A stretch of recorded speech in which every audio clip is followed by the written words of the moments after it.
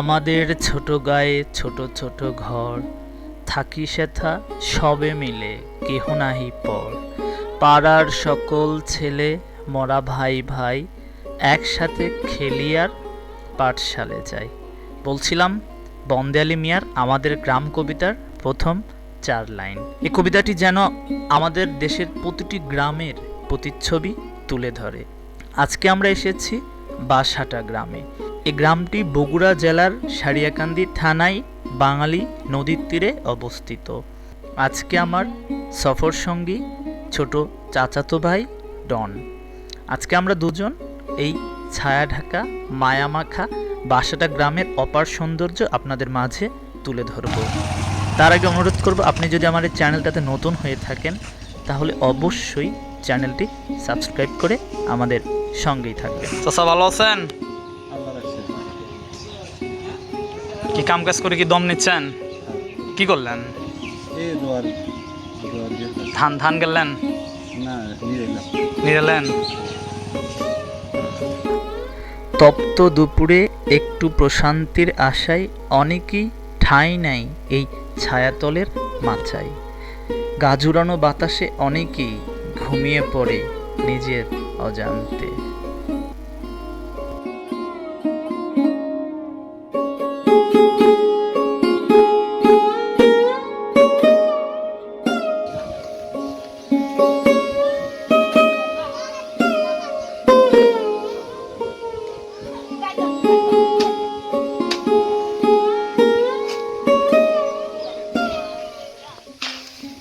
চাচার বয়স কত হবে?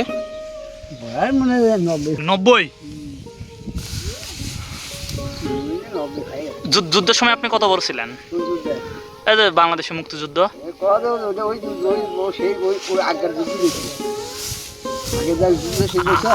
আগের যে 1947 সালে দেশ ভাগ হলো, ওটাও দেখছেন? ওর সময় কত বড়?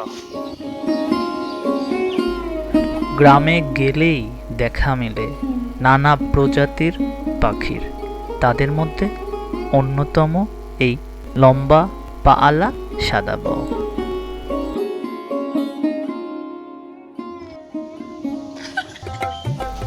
গ্রামীণ বাচ্চাদের এই খেলাগুলো আমাদের মনে করিয়ে দেয় শৈশবের সোনালী দিনগুলোর কথা।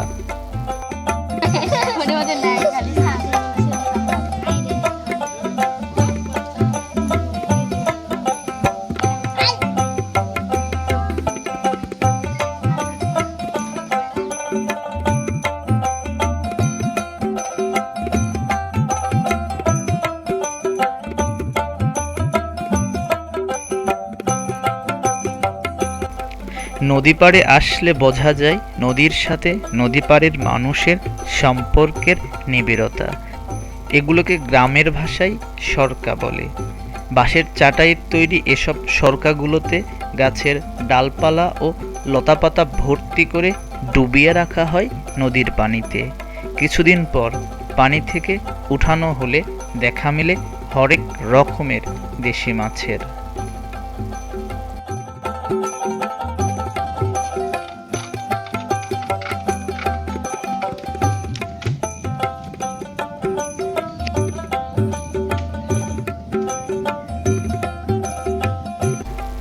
এছাড়াও দেখা মিলবে ঝাড় জালের।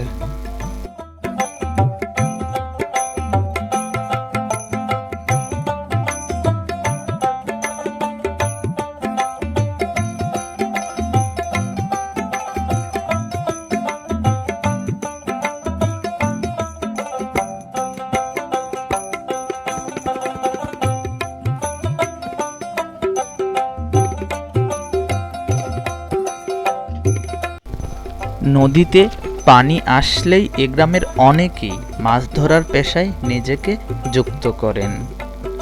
এছাড়া অনেকেই নিজেদের পরিবারের আমিষের চাহিদা পূরণের জন্যও মাছ শিকার করেন।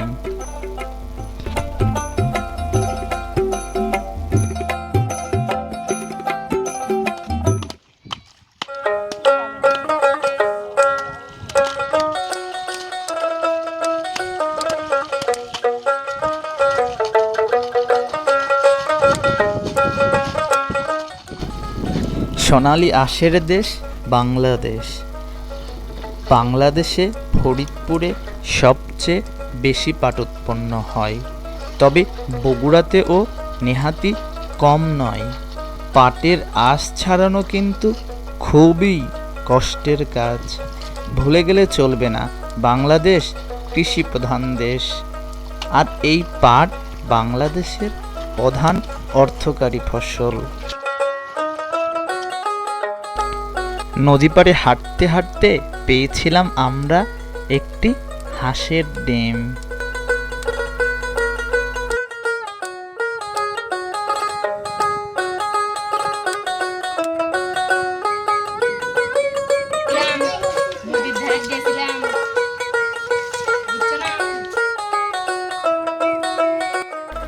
আর 5টি গ্রামের মতো এ গ্রামেও দেখা মিলবে গ্রামীণ গেরস্থবাড়ির কর্মব্যস্ততা।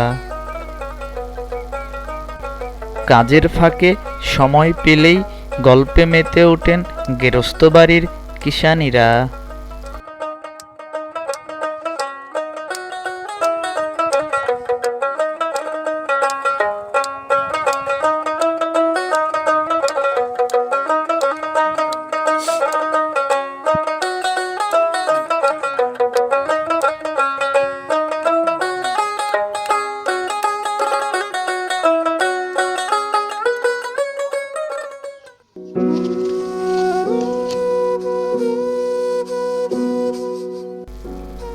গ্রামে আসলেই দেখা মিলবে হরেক রকমের পিঠাপুলির আয়োজন। এটা কি পিঠা বানাবেন? কি পিঠা? কি পিঠা? পুলি পিঠা। হুম।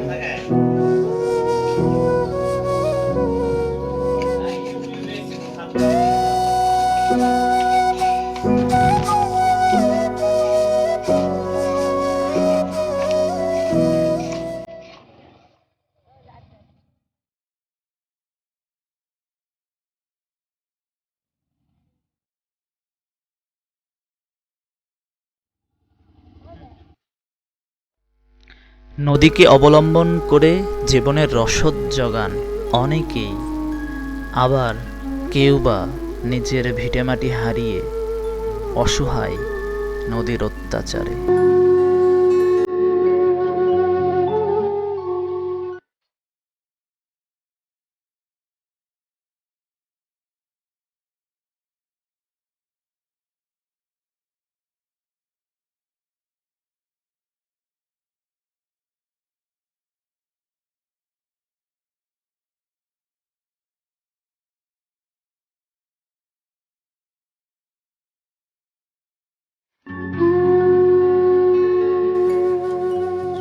এই যে নদী, এই নদীর নাম তো বাঙালি। বাঙালি নদী। আপনার বাড়ি কই এখন? বাড়ি আমার এখন ওই নদী আছে। আগে কই ছিল? আগে ছিল এই বলি শুনি যে এই নদী বলে আগে অনেক দূর ছিল, এখন তো এদিকে অনেক ছিল। দূর হবো, আর অনেক দূর ছিল। অনেক দূরে ছিল, অনেক দূর ওই 60 তল আছে। 60 তল দেয়। তো এই যে নদী যে ভাঙে, মানে সরকার বা চেয়ারম্যান কিছু মানে প্রশাসন ব্যবস্থা নেয় না? ব্যবস্থা নিচ্ছে, বস্তা ফালায়, বস্তা খাইছে যায়, তার বেশি হয় না। ভাঙতেছে আবার বস্তা খাইছে। অনেক মানুষের তো কিছুদিন আগেই তো দেখলাম যে নদী মোটামুটি এগিয়ে ছিল, তাই না? এর থেকে তো ভাঙে একদম শেষ হয়ে গেছে। এইখানে আসলে আবার ভাঙে হয়ে পড়ছিল, আবার বস্তা ফালাচ্ছে, বস্তা সূর্য নেওয়া যায়। তো এখন তো নদীর পানি কম, এখন পানি কমই, পানি কি আর বাড়ার সম্ভাবনা আছে? বাড়ার সম্ভাবনা এখনো পাওয়া যাচ্ছে না, এখন সময় আছে, সময় আছে। আশ্বিন কাতি মাসের সময় থাকে, কাতি মাসের সময় থাকে। কাতি মাসের সময় থাকে। নদীর মাছ টাছ মারেন? মাছ তো নাই, কেউ সব কারেন্ট জাল টাল হয়, মাছ মাছ হচ্ছে না এখন?